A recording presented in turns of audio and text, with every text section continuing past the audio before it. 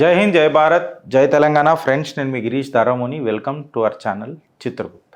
ప్రతిసారి ఒక టాపిక్ వస్తుంది. ఏందనంటే, గిరీష్ నువ్వు బత్తాయివా పెద్ద బత్తాయివా అని అంటే, నేను పెద్ద బత్తాయి ప్రో మ్యాక్స్ అని చెప్పి ప్రతిసారి చెప్తాను. ఎందుకు చెప్తాననేది ఈ చిట్టా మీరు మొత్తం విన్న తర్వాత నాకు తెలిసి మీరు ఒప్పుకుంటారని చెప్పి నేను అనుకుంటున్నాను. ఎందుకు అని అంటే, ఒక్కోడు సీజేపీ ప్రొటెస్టులు నడుస్తుంటే వాడేమని మాట్లాడతాడు, ఇక పార్లమెంట్ని దేశాన్ని ఈ ప్రొటెస్ట్లే నడుపుతాయి, ఈ ఆందోళనమే నడుపుతుంది అని చెప్పి మాట్లాడతాడు.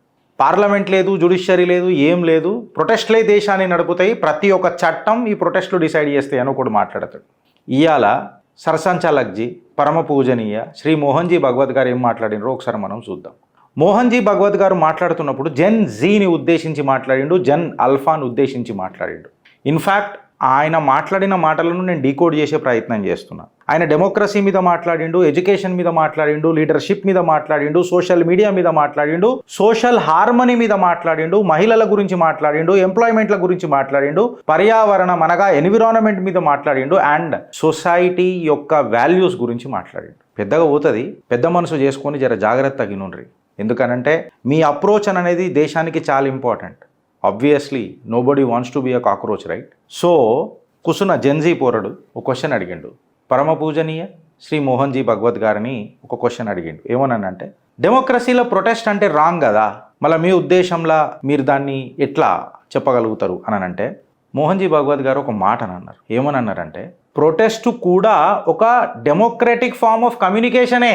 ఎప్పుడైతే నార్మల్ డైలాగ్ ఫెయిల్ అవుతుంది చూడు, అప్పుడు ప్రొటెస్టే నీకు డైలాగ్ చేయనీకే దారి చూపిస్తుంది అని చెప్పి మాట్లాడిండు. అంటే ప్రొటెస్ట్ కూడా సిస్టమ్ని కరెక్ట్ చేసే విధంగా ఉంటే అది డైలాగే, సొసైటీని డివైడ్ చేసేటట్టు కాదు అనన్న అంతరార్థం మీకు కనిపించిందా లేదా? ఇంకో క్వశ్చన్ వచ్చింది ఆయనకు, డైలాగ్ ముందు ఉండాలనా ప్రొటెస్ట్ ముందు ఉండాలా అనను రెండో ప్రశ్నకు ఎప్పటికైనా డైలాగే ముందు ఉండాలా. ప్రొటెస్ట్ ఎప్పుడు వస్తుంది అని అంటే డైలాగ్ ఫెయిల్ అయినప్పుడు వస్తుంది. కాకపోతే ప్రొటెస్ట్లా జెన్యూన్ కన్సర్న్స్ అనేటివి వినకపోతే, పెద్ద మనుషులు జెన్యూన్ కన్సర్న్స్ని వినకపోతే ప్రొటెస్ట్ అనేది కూడా ఒక కమ్యూనికేషన్ చేసే డైలాగే. అంటే ఆయన పెద్ద మనిషి మాట్లాడిన మాటలల్లా dialogue, consensus and protest if required, conditions applied ఏమేమి ఉన్నాయి? డైలాగ్ ఉన్నది, డైలాగ్తో వచ్చే కన్సెన్సస్ గురించి మాట్లాడిండు. ఈ కన్సెన్సస్ కూడా ప్రొటెస్ట్ రూపంలో ఉన్న వెన్ ఇష్యూస్ జెన్యూన్ ఉన్నప్పుడు. ఎంత పెద్ద మాట అది! What of kind of a message he has given to the society. దాని తర్వాత మళ్ళా యంగ్ ప్రొటెస్టర్స్ ఎవరైతే ఉన్నారో వాళ్ళు అందరు ప్రొటెస్టర్లను మనం యాంటీ నేషనల్ అందామా అని చెప్పి మాట్లాడితే, పోరలు యంగ్ పిల్లలు ఎప్పుడైతే జెన్యూన్ కన్సర్న్స్ రేజ్ చేస్తారో, అంటే వీళ్ళ కన్సర్న్స్ నెక్స్ట్ జనరేషన్కు ఉపయోగపడేటట్టు ఉంటుందో, వాళ్ళను యాంటీ నేషనల్ ఎట్లా అంటూ? వచ్చే భావి తరాలకు పోరలు భవిష్యత్ కార్యాచరణ కోసం కొట్లాడుతుంటే ఆ భవిష్యత్తుని నువ్వు యాంటీ నేషనల్ ఎట్లా అంటావు? అంటే గ్రివెన్స్ని అర్థం చేసుకోవాలి, వాళ్ళ ఉన్న బాధని బాధ్యతతో అర్థం చేసుకోవాలి. ప్రొటెస్ట్ ఏ రకంగా పోతుంది అని అనేది మనం జడ్జి చేయాలి. జెన్జీ ఎందుకు డిఫరెంట్ ఉంటారు సార్ అని చెప్పి మన పరమ పూజనీయ మోహన్జీ భగవత్ గారిని అడిగితే, వెనకటి జనరేషన్స్ మనం ఏ అథారిటీ చూపినా వాటిని యాక్సెప్ట్ చేసింది అని అంటే, మనము తొక్కుదామని అంటే తొక్కించుకున్నారు వెనకటి generation. They have accepted the authority. Gen Z, Gen Alpha, ఏయ్ ఏంద్రా నువ్వు చేసేది, మాకు చేత కాదు అనుకున్నావా, నీకేంద్రా వినేది, ఎందుకు చేయాలరా అని లాజికల్ క్వశ్చన్స్ వేస్తారు, వెయ్యాల.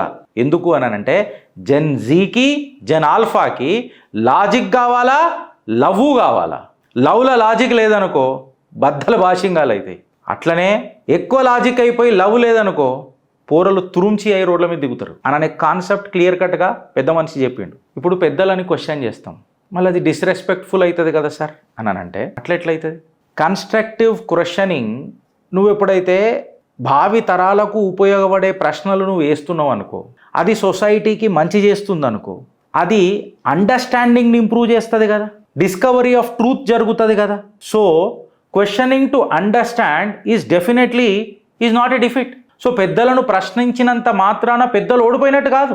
సొసైటీ బాగుపడుతున్న తరుణంలో, సొసైటీ ముంగడికి పోతున్న తరుణంలో ఆ క్వశ్చన్స్ అనేటివి మంచివి, భావి తరాలకు ఉపయోగపడేటివి, మన భవిష్యత్ని సిద్ధం చేసేటివి అని చెప్పి పెద్ద మనిషి మాట్లాడాడు. ఆయన ఇంకొకటి ఏమన్నాడంటే, సార్ ఇప్పుడు శాస్త్రార్థాత్ అని చెప్పి మాట్లాడుకుంటా ఆయన ఏమన్నాడు, మళ్ళీ దీనికి మీరు ఏం మాట్లాడతారు, వాట్ ఈస్ దిస్ అని చెప్పి మనం మాట్లాడితే ఆయన సింపుల్గా ఒకటే స్టేట్మెంట్లా ఒక మెసేజ్ ఇచ్చినట్టు ఇచ్చిండు.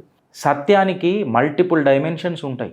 నువ్వు చూసిందే సత్యం కాకపోవచ్చు కదా, నువ్వు మాట్లాడిందే నువ్వు కౌంటర్ ఆర్గ్యుమెంట్ ఇన్నదే సత్యం కాకపోవచ్చు కదా, ఆర్ నువ్వు చూడండి కూడా సత్యం ఉండొచ్చు కదా. So it is as simple as this. Truth has multi dimensions. సందర్భాన్ని బట్టి ఆబ్వియస్గా మనం అన్వేషణ చేయాలి.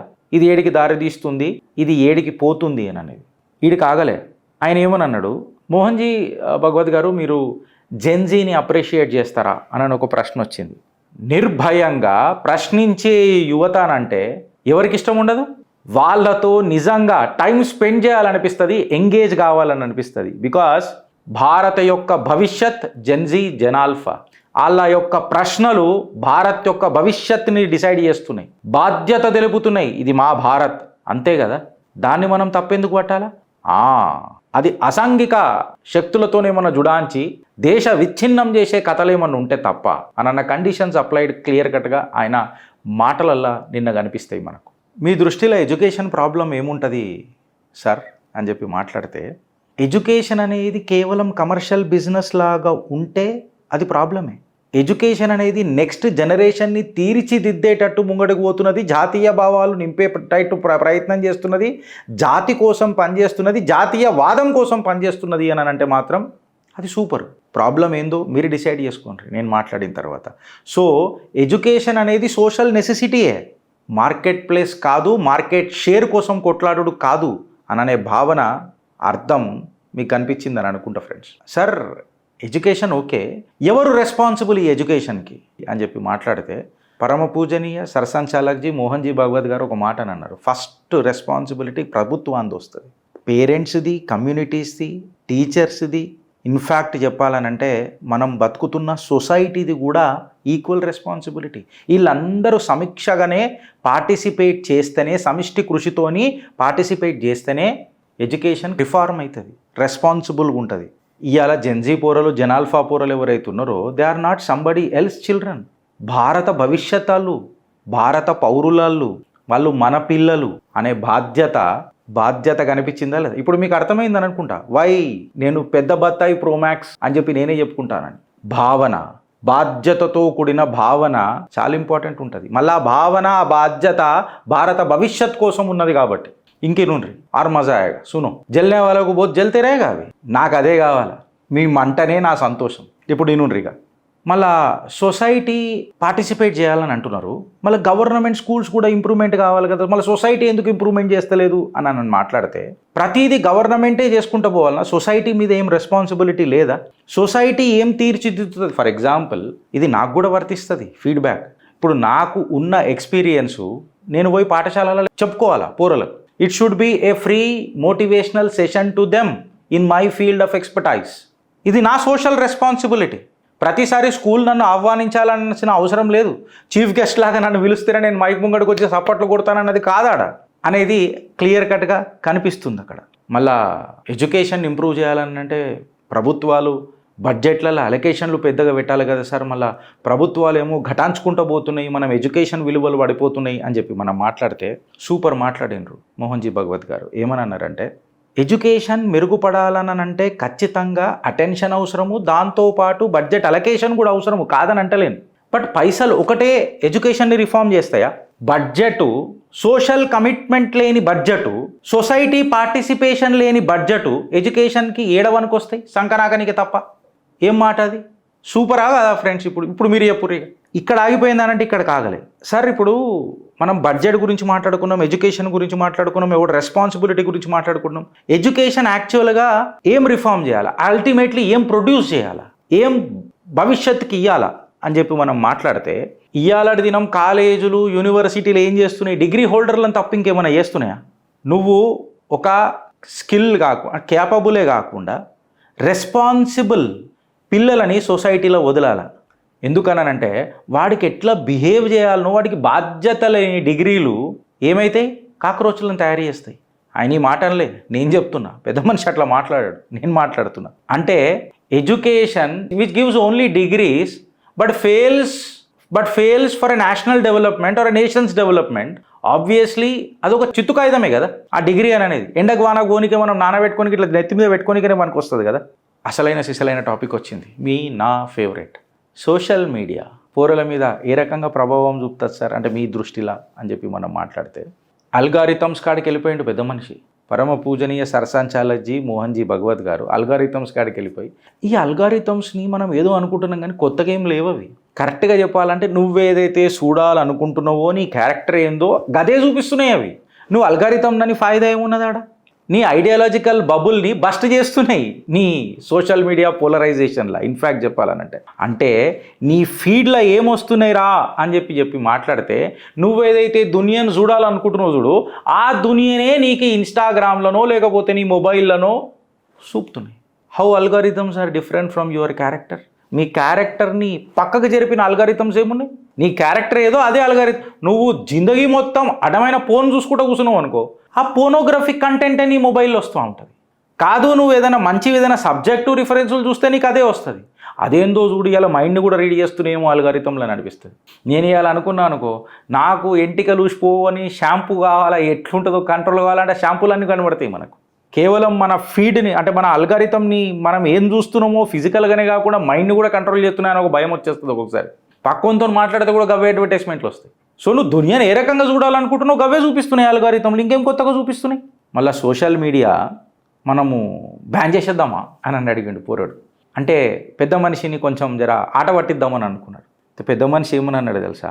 రెగ్యులేషన్ మద్దతు తెలుపుతుంది వచ్చు, నేను కాదని అంటలేను, బట్ నీ బిహేవియర్ ప్రాబ్లం అనేది చట్టందా నీదా? అందుకే నేను జెన్జీ అంటారు, అలాని N-Z అంటారు. మీకు అర్థమవుతుందా? అనుభవం లేనిదే సర్సంచాలక అయింది ఆయన. సో పోరల క్వశ్చన్కి క్లియర్ కట్గా చెప్పిండు, నీ బిహేవియరల్ ప్యాటర్న్ని చట్టం ఏం చేస్తుంది? అది నీ సోషల్ డిసిప్లిన్ చేస్తుంది.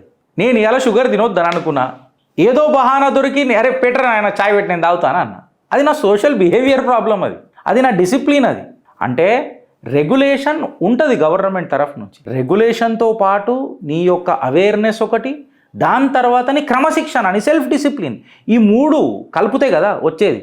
మళ్ళా ఇన్ఫ్లుయెన్సర్లు ఈ మధ్య బాగా అయ్యారు కదా భగవద్జీ అని అంటే, అవును.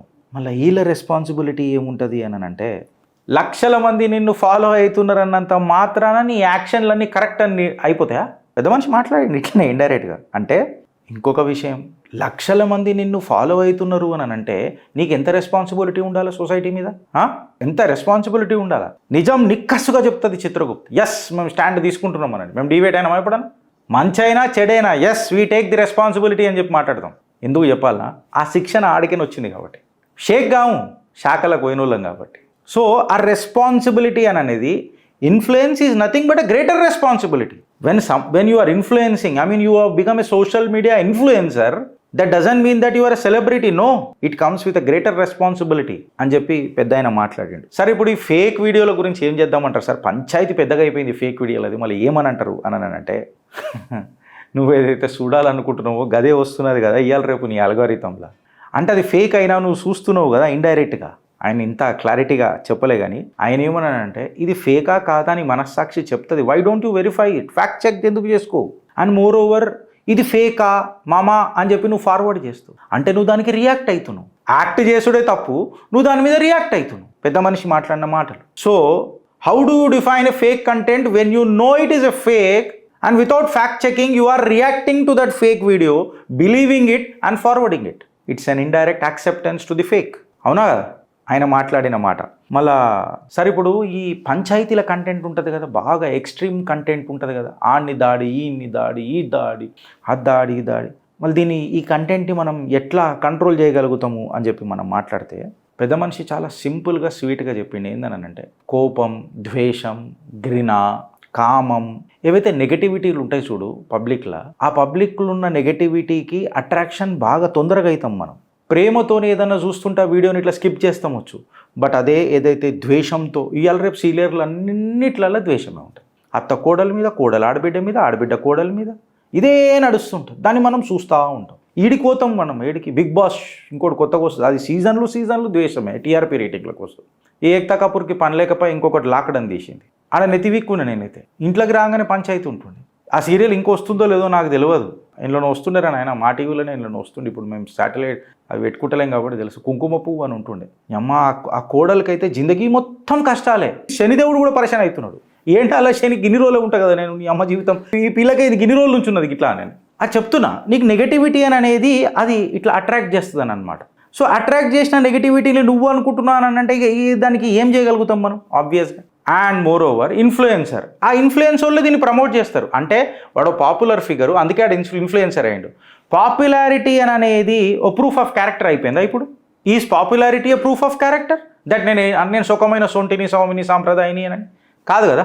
మళ్ళా ఇన్ఫ్లుయెన్సరు, పాపులారిటీ ఇదంతా ఎట్లా చూస్ చేసుకోవాలి సార్? మళ్ళీ రోల్ మోడల్ని ఎట్లా చూస్ చేసుకోవాలి అని అంటే వ్యూస్ని బట్టి నీ రోల్ మోడల్ చూస్ చేసుకోకు, వాల్యూస్ని బట్టి నీ రోల్ మోడల్ని చూస్ చేసుకో.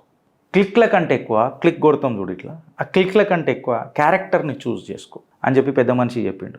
సరే ఇప్పుడు మనము వాడెవడో కాక్రోచ్ అంటాము, వీడెవడో ఆడంటాము, వీడెవడో చీపురు కట్టోడు అంటాము, అది అంటాము ఇది అంటాము.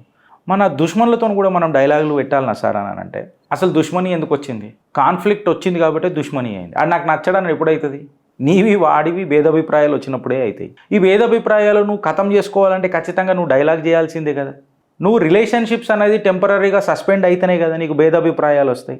అది అంచెలంచెలుగా అడ్రస్ చేయకపోతే అది పర్మనెంట్ హేట్రెడ్కి వెళ్ళిపోతుంది కదా, ద్వేషం ఘృణారూపంలో వెళ్ళిపోతుంది కదా. దానికి బెస్ట్ సొల్యూషన్ ఏంది? మళ్ళీ డైలాగింగే కదా.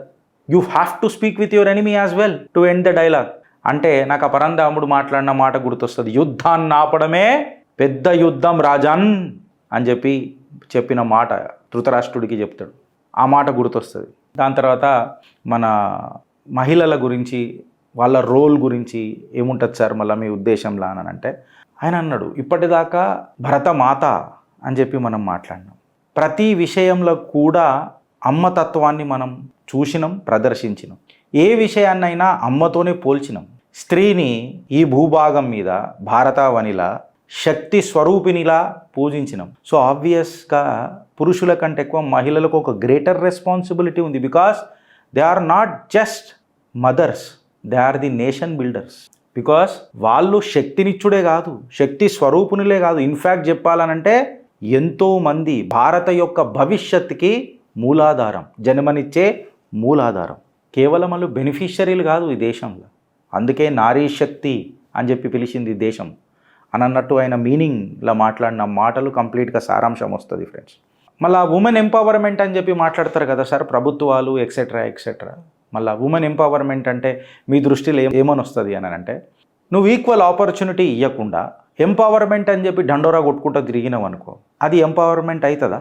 అంటే వాళ్ళ క్యాపబిలిటీకి తగ్గట్టు, వాళ్ళ రెస్పాన్సిబిలిటీకి తగ్గట్టు వాళ్ళ పార్టిసిపేషన్ ఉంటేనే, వాళ్ళ పార్టిసిపేషన్ అయినాక కూడా వాళ్ళు డెసిషన్ మేకింగ్ చేస్తేనే, డెసిషన్ మేకింగ్ చేసి వాళ్ళు ఒక ఇన్ఫ్లుయెన్సర్ లీడర్ల లెక్క అయితేనే ఎంపవర్మెంట్ కదా.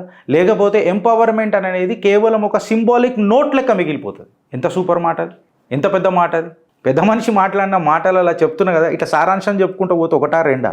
దాని తర్వాత సరే ఇప్పుడు ఎంప్లాయ్మెంట్ అంటే ఏంటి సార్ అంటే ఇప్పుడు మనం ఉద్యోగం వచ్చేస్తే ఎంప్లాయ్మెంట్ వచ్చేసినట్టేనా అని చెప్పి జెన్జీ పిల్లగాడు అడిగిండు. అంటే ఆయన అన్నాడు నై, గట్టిగా మాట్లాడతాడు పెద్ద ఆయన, నై ఎంప్లాయ్మెంట్ మే नौकरी रहता है, जॉब रहता है, और जॉब के अंदर if you don't have entrepreneurship skills, business చేసే స్కిల్ నీకు లేకపోతే, నీకు ఆ స్కిల్ వర్క్ లేకపోతే, స్కిల్ వర్క్తో పాటు బిజినెస్ ట్రేడ్ తెలియకపోతే, and if you don't have that self confidence, ఆబ్వియస్గా అది ఉద్యోగం ఏడవుతుంది, బానిసత్వం అవుతుంది. నీకు ఈ క్వాలిటీస్ లేకపోతే నువ్వు ఏం చేస్తావు? భజన చేస్తావు, అంతే కదా. భజన చేసినప్పుడు ఏమవుతుంది న్యాచురల్గా? ఇంకొకటి ఏమైపోతుంది, ఎంప్లాయ్మెంట్ అని అనగానే ఇవాళ రేపు ఏమవుతుంది? గవర్నమెంట్ ఉద్యోగం, అంతే కదా. ప్రభుత్వం ఏమి ఉద్యోగాలు ఇస్తుంది అంటే అన్ని ఇంటికి తెచ్చిస్తుంది, ఇక ప్లేట్లలో పెట్టి అరిటాకులు వేసి ఆర్తిస్తుంది మీకు అందరికి, ఇగో ఉద్యోగం, మీకు ఉద్యోగం అని.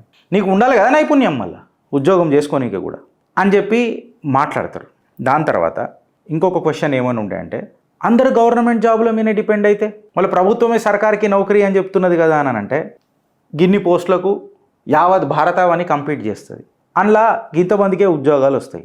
మళ్ళీ నీ ప్రొడక్టివ్ స్కిల్ అనేది ఏడ పెంచుకోవాలి అంటే నీ సెల్ఫ్ ఎంప్లాయ్మెంట్ జనరేట్ చేసుకునేటట్టు కూడా పోవాలి కదా. అంటే ఆయన మాట్లాడే మాట ఏంటంటే whether it is a government job or a business entrepreneurship, నువ్వు ఒక వాల్యూ పెంచుకోవాలి. నీ అంతలో నువ్వు వాల్యూ పెంచుకున్నావు అనుకో, వాల్యూ గవర్నమెంట్ ఉద్యోగానికి పనికొస్తుంది, నువ్వు ప్రైవేట్ లేదని ఉద్యోగం చేయాలన్నా పనికొస్తుంది, ఇన్ఫ్యాక్ట్ నువ్వు సొంత సెల్ఫ్ ఎంప్లాయ్మెంట్ పెట్టుకోవాలన్నా పనిచేస్తుంది. సరే ఇప్పుడు ఈ ఎంప్లాయ్మెంట్కి మన ఎడ్యుకేషన్కి పొంతనేమన్నా ఉన్నదా అసలు? ఎడ్యుకేషన్ ఈ ఎంప్లాయ్మెంట్ కోసం ఏం చేయాలా అని అంటే ఎడ్యుకేషన్ అనేది స్కిల్ నేర్పాలా, ఎడ్యుకేషన్ అనేది ఫెయిల్ అయినా నువ్వు మళ్ళీ నిలబడాలా అననే పోరాటం నేర్పాలా, ఇండిపెండెన్స్ నేర్పాలా అండ్ ప్రొడక్టివ్ వర్క్ చేసేటట్టు నేర్పాలా. అంటే నిన్ను జాబ్ క్రియేటర్ల లెక్క నిన్ను తయారు చేయాలా, జాబ్ ఇస్తే తీసుకునే బిచ్చగాళ్ళ లెక్క కాదు. You have to become a job creator. You may work for a period of time because of your family constraints at an initial stage, but later your dream should become that you should be a job creator అననే పెద్ద మనిషి మాట చాలా పెద్దది.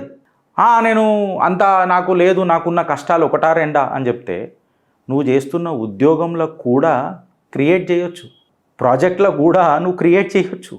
నువ్వు ఉద్యోగం చేస్తున్నంత మాత్రాన నువ్వు ఉద్యోగస్తుడు అనుకోకు, నువ్వు కూడా ఒక చిన్నపాటు బిజినెస్ ఓడివే. Because you are operating a business. ఓ మేనేజర్ పొజిషన్లో నిన్ను ఒక బిజినెస్లో మేనేజర్ పొజిషన్ పెట్టిండంటే ఆబ్వియస్గా నువ్వు మేనేజ్ చేయగలుగుతానేవారు కదా, ఆడదాకా పెట్టిరు.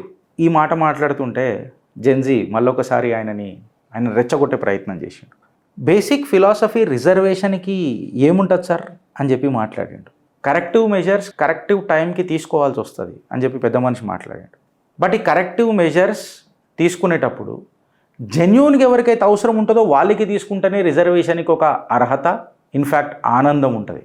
సూపరా కదా? ఆయన చెప్పాల్సుకున్న మాటలు నిజంగా చెప్పేసిండు. ఇక దీన్ని ఒక్కొక్కటి చెప్పిన కదా, సత్యానికి ఎన్నో రూపాలు ఉంటాయి. ఎవడికి కావాల్సిన రూపం మాట ఏడ్చుకోనికి ప్రయత్నం చేస్తాడు ఈయన ఇప్పుడు పెద్ద మనిషి అన్న మాటలల్లో. దాని తర్వాత ఈ పాలిటిక్స్లో సోషల్ జస్టిస్ అనేది చాలా ఒక క్రిటికల్ డేంజర్లోకి వెళ్ళిపోయింది ఎక్సెట్రా అని మాట్లాడతారు. మళ్ళీ దానికి ఎట్లా మెజర్ చేస్తారు, దాన్ని రెడ్యూస్ ఎట్లా చేద్దాం మనము అని చెప్పి మనం మాట్లాడితే దీన్ని ఒక పొలిటికల్ అస్త్రం చేసిరు. ఎందుకంటే సోషల్ జస్టిస్ అనేది నీ సోషల్ హార్మనీని కాపాడుతుంది, నీ స్ట్రెంగ్తన్ చేస్తుంది. దాన్ని నువ్వు అస్త్రం చేసి ప్రహార చేసినావు అనుకో, అది విధ్వంసం సృష్టిస్తుంది. ఇంకో క్వశ్చన్ వేసిండు తర్వాత, సరే మళ్ళా డెవలప్మెంట్ ఉండాలన్నా ఎన్విరాన్మెంటల్ పర్యావరణాన్ని ముందు మనం కన్సిడర్ చేయాలన్నా అని చెప్పి ఆయన మాట్లాడిండు. పెద్ద ఆయన ఒకటే అన్నాడు, అసలు అంటే ఇప్పుడు మీ ఉద్యోగ అవకాశాల కోసం ఫ్యాక్టరీలు పెడతావు, ఫ్యాక్టరీలు పెట్టినందుకు నువ్వు ఎన్విరాన్మెంట్ని కొంచెం ఖరాబ్ చేయాల్సి వస్తుంది, పర్యావరణం కొంచెం కలుషితం అవుతుంది. మళ్ళీ ఎంప్లాయబిలిటీ పేరు మీద మనం అందరం ఎడ్ల బండ్ల మీద తిరుగుదామా అన్న క్వశ్చన్ ఒకటి అందరి మనసులలో వస్తుంది. కాకపోతే పెద్ద ఆయన ఒకటే మాట మాట్లాడింది, ఏందనంటే డెవలప్మెంట్ అంటే ఏంది? ఫస్ట్ ఆఫ్ ఆల్ డెవలప్మెంట్ అంటేనే ఎంప్లాయ్మెంటు ప్లస్ ఎన్విరాన్మెంట్, పర్యావరణాన్ని జత కూర్చొని ఎంప్లాయ్మెంటు డెవలప్మెంట్ అవుతుందా? ఏం మాట రావో ఏరనిపించింది వింటుంటే. ఇది 2 సార్లు విన్నా నేను బ్యాక్ పోయి. మళ్ళా నువ్వు స్లోగన్ మార్చొచ్చు, నువ్వు మోడల్ మార్చొచ్చు, కాకపోతే డెవలప్మెంట్ యొక్క డెఫినేషన్ నువ్వు మార్చలేవు. This remains universal forever. అవునా కదా? ఇది పెద్దయినా చెప్పిన మాట. సరే ఇప్పుడు ఎన్విరాన్మెంటల్ బిహేవియర్ అనేది పాలసీ అయిపోతుంది కదా, మళ్ళా దాని మీద మీరు ఏం మాట్లాడతారు అని చెప్పి మాట్లాడితే ఆయన ఒక మాట అన్నాడు. ఏందనంటే ఫస్ట్ ఇండివిజువల్ యాక్షన్ అని ఒకటి ఉంటుంది. ఈ ఇండివిజువల్ యాక్షన్ అనేది అవేర్నెస్ క్రియేట్ చేస్తుంది. ఈ అవేర్నెస్ ఎప్పుడైతే వస్తుందో అది పబ్లిక్ ఒపీనియన్ క్రియేట్ చేస్తుంది. ఈ పబ్లిక్ ఒపీనియన్ ఏదైతుందో 10 మంది దగ్గర పబ్లిక్ ఒపీనియన్ అయినప్పుడు ఏమవుతుంది? ప్రెషర్ క్రియేట్ చేస్తుంది. ఈ ప్రెషరే పాలసీ క్రియేట్ చేస్తుంది. So it is best thing ఇది ఏంటంటే ఒక ఇండివిజువల్ లాగా దేశం కోసం నీ యాక్షన్ ఏంది, నువ్వు తీసుకున్న యాక్షన్ ఎంతమందిని అవేర్ చేసింది, జాగృతి చేసింది. ఈ జాగృతి చేసింది నిజంగా సత్యమా అనేది పబ్లిక్ ఒపీనియన్తో తెలుస్తుంది. ఈ పబ్లిక్ ఒపీనియనే ప్రభుత్వాల మీద, మన దేశ శత్రువుల మీద ప్రెషర్ కూడా క్రియేట్ చేస్తుంది. And bloody this pressure creates a policy. ఎంత అనుభవం ఉంటే ఇట్లాంటి మాటలు వస్తాయిరా? ఒక్కొక్కడిని అడుగుతున్నా, ఒక్కొక్కడు మాట్లాడతాడు కిందికేని, ప్రొటెస్ట్ల నుంచి ఇక దేశాన్ని నడుపుతామని అన్నాడు. నీ పైజామా నాడాలతో చెప్తున్న బిడ్డ, మళ్ళా నాకు వస్తున్నాయి మాటలు కానీ జర బిహేవ్ చేసుకుంటున్నా అంతే. లీడర్లు అందరూ క్రెడిట్ తీసుకుంటారు కదా సార్ అని చెప్పారు. సత్యమైన లీడర్, ట్రూ లీడర్ ఎవరు తెలుసా బేటా అని చెప్పి మాట్లాడాడు. ఎవరైతే క్రెడిట్ ఇస్తారు చూడు వాళ్ళు లీడర్లు, తీసుకునేటోడు కాదు. అండ్ గ్రేట్ లీడర్లు they create leaders. He might say, ఆడు చెప్తాడు నేను లీడర్నని, బట్ ఆడు కేవలం సిచ్యువేషన్ని మేనేజ్ చేస్తాడు. మేనేజ్ చేసినోడు మేనేజర్ అవుతాడు రాబాయ్. ఇన్ఫ్లుయెన్స్ చేసినోడు లీడర్ అవుతాడు. ఎవడైతే ఇన్ఫ్లుయెన్స్ చేస్తాడో, ఎవడైతే క్రెడిట్ ఇస్తాడో, కొత్త లీడర్లను తయారు చేస్తాడో, రెండవ లైన్ తయారు చేస్తాడో వాడు అసలైన లీడర్ అవుతాడు. సక్సెస్ అనేది దీని మీద డిపెండ్ అవుతుంది. ఎంత దూరం నువ్వు ట్రావెల్ చేసినావు అనేది కాదు, ఎంత వాల్యూస్ క్రియేట్ చేసినావు సొసైటీలా అనే దాని మీద నీ సక్సెస్ డిపెండ్ అవుతుంది. దాన్నే రెస్పాన్సిబిలిటీ అని చెప్పి మనం మాట్లాడతాం. లాస్ట్కి కన్క్లూడ్ చేసేటప్పుడు ఆ పిల్లాడు ఒక మాట మాట్లాడతారు మన సర్సంచాలక్ పరమ పూజనీయ మోహన్జీ భగవత్ గారితో. సరే మళ్ళీ జెన్జీ ఏం నేర్చుకోవాలా, మార్పు రావాలంటే ఏం చేసుకోవాలా అని అంటే, ఇన్స్టిట్యూషన్స్ నుంచి చేంజ్ రావాలన్న డిమాండ్ పొరలలో రావడం చాలా కరెక్ట్. ఆ చేంజ్ కోసము డెమాన్స్ట్రేషన్ చేసి డైలాగ్ కోసం తహతహలాడే యువత కోరిక కూడా కరెక్ట్. ఈ పర్సనల్ బిహేవియర్ని ప్రొటెస్ట్ అనుకోవడం కూడా అది దేశ హితంలో ఉంటే అది మాత్రం కరెక్ట్ కాదు. ఆడెవడైనా సరే ఆయన మాటన భావనల క్లియర్ కట్గా కనిపించింది. సో ఇవన్నీ ఎప్పుడైతే దేశ హితంలో కనిపిస్తున్నాయో వాళ్ళు చూస్ చేసుకున్న మార్గం ఖచ్చితంగా correct. Gen Z should be supported అని చెప్పి మాట్లాడిండు. సపోజ్ పోరలు ఏదైనా డిమాండ్ పెడితే ఆ డిమాండ్కి మనం అగ్రీ కాకపోతే, if there is any disagreement, Gen Z పోరలు ఏం నేర్చుకోవాలా అని అంటే, అన్యాయం జరిగితే మాత్రం అస్సలు కాంప్రమైజ్ కావద్దు. ఎవరన్నారు మాట? సర్సంచాలక్జీయే మాట్లాడుతున్నాడు. అగర్ నీ మాటల న్యాయం ఉంటే, నీ పోరాటం న్యాయం కోసం అయితే, అన్యాయం జరుగుతుంటే నువ్వు కాంప్రమైజ్ కావద్దు. డిసగ్రిమెంట్ అనేది హేట్రెడ్ రూపంలో పోవద్దు. దాన్ని నువ్వు కన్వర్ట్ చేయకు. నీ యొక్క డిసగ్రిమెంట్ని విద్వేషం రూపంలో తీసుకోపో. అప్పుడు అపోజిషన్ దీన్ని ఎన్కాష్ చేస్తుంది, నీ మిత్రుడి రూపంలో వచ్చి దేశానికి శత్రువు అవుతుంది అన్నట్టు మాట్లాడాడు.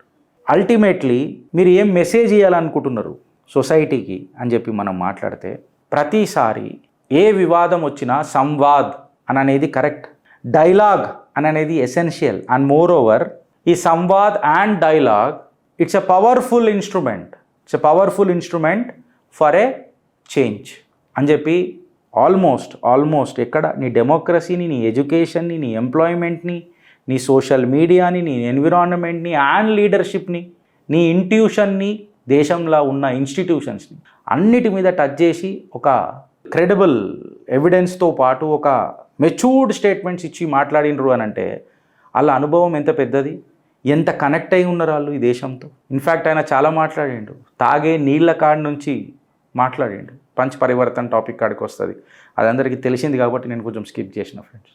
సో ఆలోచిస్తావా లేదా అనుభవిస్తావా? వాళ్ళ మా ఇళ్ళ మాటలేని. భారత్ మాతాకి జై.